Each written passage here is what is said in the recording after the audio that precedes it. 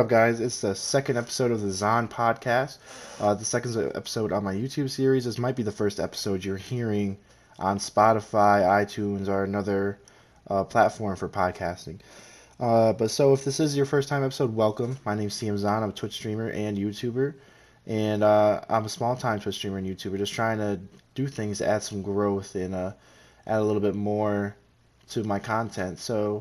I'm glad you guys are here giving a listen. I appreciate everybody. And if you're not following already, you can find me on Twitch under CMZon and YouTube under CM_Zon. So let's hop right into it, guys. We're gonna be talking a little bit about Fortnite, what the game is, what the game is growing to, how the status of Fortnite today, and really, can it get any bigger or can it fall? So let's talk about just how big Fortnite is right now, the number wise, how it's always in the 100,000, 200,000 plus viewers, and then like 300, 4,000 plus viewers during the World Cup times and the qualifiers, and how big it is that they can even have a qualifier. I talked about this a little bit in my last podcast with Apex. Is it going to be a Fortnite killer or not? If you guys want to go to my YouTube and give that to a listen to, you can. Sadly, it's not on Spotify because I just downloaded this new app called Anchor, which makes it extremely easy to upload videos to Spotify, iTunes for free, guys. And it's a great platform to be able to make a podcast you guys want. It's easy, it has intros and outros, easy to use. I definitely recommend it 10 out of 10 if you're looking to make a podcast. Make sure you get into this app called Anchor. You can also use it on a PC or a laptop too. So if you guys are looking to get into podcasting, again, Anchor is the way to go. So let's get back into Fortnite here. We're going to be talking a little about, let's start talking about the World Cup. The World Cup, as you guys know, is this great big tournament where everybody in the Fortnite community can earn the chance to play in if they qualify and be able to get there. So how do you get to the qualifiers? It's easy. You got to move up the division ranks in arena mode, which is solos and duos. And if you get enough points, get to the championship league, which is 300 points, I think. Then you get the chance to play in the qualifiers during the weekends. Now, this latest weekend, we just had a solo qualifier, and it was super entertaining. If you guys didn't catch some of the action, I recommend you do catch some of the action. This guy had a wicked shadow bomb kill to get up to the side of the mountain. That was just unbelievable to see. And the build battles at the end are always intense. It's so crazy how the final circles are just still full of 20 people. But anyways, I think it's just really awesome that a game is using its community and letting them be part of something bigger, you know? Like, we all love playing the game, but some of us want to be able to compete more. We want to show off our skills. Not me necessarily, because I'm a pretty average Fortnite player, but I think it's just amazing that Fortnite's giving the opportunity to some of these players that might not ever be discovered to really show how good they are at this game through the ranking system and through this big wide tournament. I can't really remember a tournament of this size or stature in any other gaming community or game in general. Like, I know CSGO and Call of Duty had their big LAN tournaments. There's always been Twitch rivals with H1Z1 and PUBG. But this is really the biggest tournament, I feel like, where anybody can participate in that I can, remember. Going to Twitch rivals, you've seen it with Fortnite, you've seen it with, was it Apex and PUBG and H1Z1, and then the Code Red tournaments by Boom TV is also another great thing. But those are mostly the all-star streamers are the really good players like Dizzy and Doc and Ninja get to play. This gives a chance for players who may not be discovered yet to really show how they've mastered this game. That's really not even that old yet. It's approaching 2 years of the Battle Royale mode in general. I know the Save the World has been out for almost 5 years now, I think. But the Battle Royale part of this game is really not that old. It's only 2 years, which is crazy. Fortnite has this room to grow off this big platform and tournaments, and I feel like this World Cup is really just a starting point for how much bigger they can get. There's always that risk of going down because, the bigger you are, the harder the fall. Which we'll get into a little bit, that the community and some of the updates they've done in Season 9. We're going to talk a little bit about Season 9 and my early thoughts on it, as it's about almost a week old at this point, I think. The World Cup, as you guys don't know, if you can play in the qualifiers. If you qualify, you go to this LAN tournament in New York City, and you're going to be playing against the toughest competition there is in the Fortnite community. Again, where it's so awesome because Fortnite's a household name, just like any Call of Duty or any other big games like that. Fortnite is is not even an argument the biggest game, and it has been for over a year now in the gaming community. And for the fact that we can gather the best like players that have qualified through a fair ranking system, which is pretty hard to do in a battle royale if you ask me, uh, and be able to compete against each other, I'm just super excited to watch, guys. And I feel like this is gonna help the game just blow up even more if that's even possible. But you know, that's basically what the World Cup is just the best of the best competing, and there's not really much to say in that point. So let's get into Season 9 a little bit. Season 9, we saw some updates to the changes to the maps. We have Neon Tilted, we have the Mega Mall, which used to be Retail Row, and then some other small additions to certain areas to make them a bigger point of interest. The biggest thing is the wind tunnels. If you guys don't know, the wind tunnels, like, they go around Tilted, the Mega Mall, and it makes it super easy to zoom around the map, which I feel like is good because, you know, players want to move fast, they want to get going, they want to be able to go from one spot to the next in a fairly decent time. So the wind tunnels is a great idea to counter like the lack of planes that the community really hated. So, but I've seen a lot of goofs that seems to be hard to get into unless you actually use the main entrance of the wind tunnels, but that's fine. Another thing that Season 9 brought us was the unvaulting of the drum gun. Now, I'm not a big fan of this drum gun kind of thing, you know what I'm saying? The spray and pray meta, which I really can't stand because I feel like it doesn't take a lot of skill just to whip your drum gun out and then just melt down people's structure, especially in the rank mode where you only get a certain amount of materials. If you have enough ammo, it's going to make them burn through that materials even faster. So I understand it, but I feel like the drum gun should be a legendary or an epic item just because of how useful it can be for the meta of Fortnite. Because we all know Fortnite uses Bloom, which is the shooting engine where it's kind of random, so spray and pray is basically kind of the best the best meta to use at Fortnite, I would say right now, especially with the pump being gone and the use of the combat shotgun, but we'll get into that in a second. With the drum gun, I feel like the blue and green rarity, you know, the common and rare, is a little bit too easy to find this gun that's basically and people are going to hang on to. You see people use a drum gun over a golden scar if they have to. And also with this meta, I feel like it takes sniping out of solos, especially, you know, in the rank mode because people are just going to be in the 1x1 TPs anyway. So that really kind of takes this whole sniping aspect out of it, which I feel like Fortnite has a really good grasp on as being one of the better games that where sniping actually feels pretty decent. I know I always enjoy the heavy sniper way more than a lot of snipers in a battle royale. I still think Paladin and Blackout is probably my favorite sniper to use in any battle royale, but the heavy sniper is definitely one of my go-tos in Fortnite. And one of the things I'm noticing, unless I'm like trying to hit shots if people are in a build fight, which I'm very lucky to hit anyway, sniping is basically becoming useless because people are too afraid to be in the open because this drum gun's going to spray them down, and they're going to be wasting all their mats, so they kind of try to, you know, wait it out. So as I talked about earlier, the combat shotgun is also coming into play, which means there's no more pump. Now to me, this is a big problem for rank mode. This change, like the change happened soon enough for people to get ready for it that have qualified and are already in the World Cup, but for this change to happen like 2 days before a qualifying round in solos for the World Cup, I feel like was a really like a bad move on Fortnite's part. I feel like they could have handled it better. Maybe just leaving the legendary and epic pump versions in and taking out the green and blue pumps, that might have been fine. But disregarding it altogether and just having, you know, a green through legendary combat shotgun that basically kind of feels the same and same damage no matter what level you have is a little rough. You know, you could one pump this, you can't really one pump people unless they don't have any potion. So that kind of takes away the quick edits away from the pros. I've been noticing watching the heavy competition leagues. So that really hurts the, you know, the edit builds with the window and they pumping them in the skull. As you can see, Ninja was getting really frustrated. He had a horrible weekend in the latest solos qualifiers.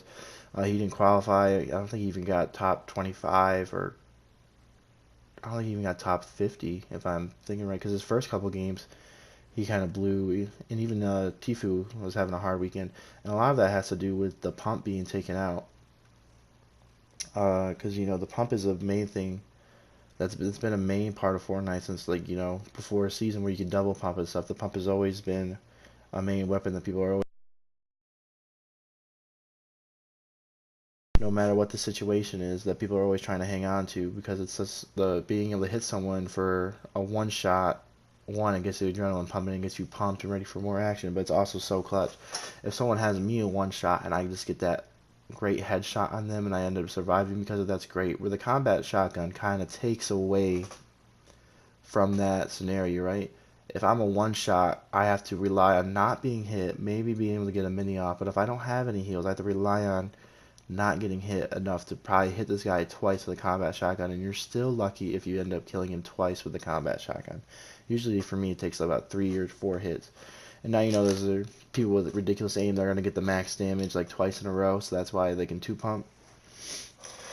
But my personal experience, I've had better luck with a blue tac, which is the highest rating tac in the game right now, than a combat shotgun. I think a way to counter this is maybe adding the heavies back in, or, you know, like I said before, just having a blue and gold pump shotgun. Or even bringing the double barrel back in, because if you get right on top of somebody, the double barrel was super nasty. That's definitely one of my favorite guns. I wish I would get unvaulted. I don't think it was even part of the voting system in the unvaulting, but the plane was. But yeah, so that's me just kind of rambling about Fortnite. And now the direction it can go from Season 9. I feel like Fortnite's walking a thin line between does it want to be a competitive game or does it want to be a casual game. So that's another route they could go too. If you're playing arenas, maybe they have pumps just in arenas, and to try to make it a little more competitive, faster pace with the pump. And if you want to play a little more casual than the combat shotgun, drum gun is fine, right? So maybe that's a scenario that Fortnite could look into, is this different settings between arena and the casual, because I feel like the competitive players are going to get fed up if they feel like the casual players are getting more content and the Fortnite devs are playing more to them than the competitive, which is weird because Fortnite puts all this money into the competitive scene so you think they would be listening to the competitive community more than the casual community, but it feels like every time they do something is for the casual community, like the planes, the vehicles, taking out the pump, taking out the double pump. If you want to even go back further, a lot of these updates have been for the casual players instead of the competitive players. And Ninja is one of the people who will defend Fortnite until Fortnite's probably dead and gone. Ninja will defend them, but like I talked about previously, most recently, he's getting annoyed with these updates because it's taking the competitiveness away and it's lowering the skill gap. Competitive players are going to get really annoyed, especially when there's money and the World Cup is on the line, if they're dying to players that are not as skilled as them because of a weapon that lowers the skill gap, such as a drum gun or the combat shotgun. Even though you could argue that the pump kind of lowers the skill gap too, because a scrub could get a lucky shot on you and he can one pump you. So maybe that's one way that the devs were looking at competitively, is this shotgun makes it a little more even for both sides. Unless the skill gap. So if you're a pro and you're able to edit and build fast enough, you're going to get more shots off before somebody who's not a pro gets shots off on you, where the not pro could one pump a pro easily if he just gets that 1 second and hits a lucky shot. I know because it happens to me a bunch. So going back into that, the drum gun I feel like is just not good for competitive or casual. It's very frustrating, because people can just sit there and mow down on you all day. It's basically a turret with no cooldown, or a minigun with no cooldown. As you saw, like, the minigun was making a big comeback where Tfue used the exploit of just how, like, it can melt. So they put a cooldown on it, just like they put a cooldown on the turret gun. The cooldown wasn't always on the minigun. And I feel like once more people started using the minigun, they're like, oh, we got to turn this down, because it's making, the competitive scene not as good, because it's just melting. And it's just going through, just wasting mats. So that's what the drum gun does, basically, right? It's a 50 clip, and the reload time is like a second and a half. So I feel like it really hurts that just by able to mow through materials like crazy. It just keeps mowing through and over again. Other than that, I don't know what to do. Maybe I would suggest taking it out of arena. I don't think it's good for competitive play. I know I hate the spray and pray meta, but it is what it is, and the players have to go around it, which is also just a part of being a good Fortnite player, you could argue, is just adapting to these constant changes that the game is doing. So I guess that's an argument too I just thought about right here. If you really are that good at Fortnite, these changes really shouldn't hurt you that much after a couple, maybe like an hour or two of streaming to be able to figure out the new meta. That's something Tfue has always been really good at, is just finding these exploits and using them really well. Um, yeah, man, I don't know. We're 15 minutes into this podcast, guys, and it might be a short one. But other than that, the drum gun, the wind tunnels, and neon tilted, and the mega mall.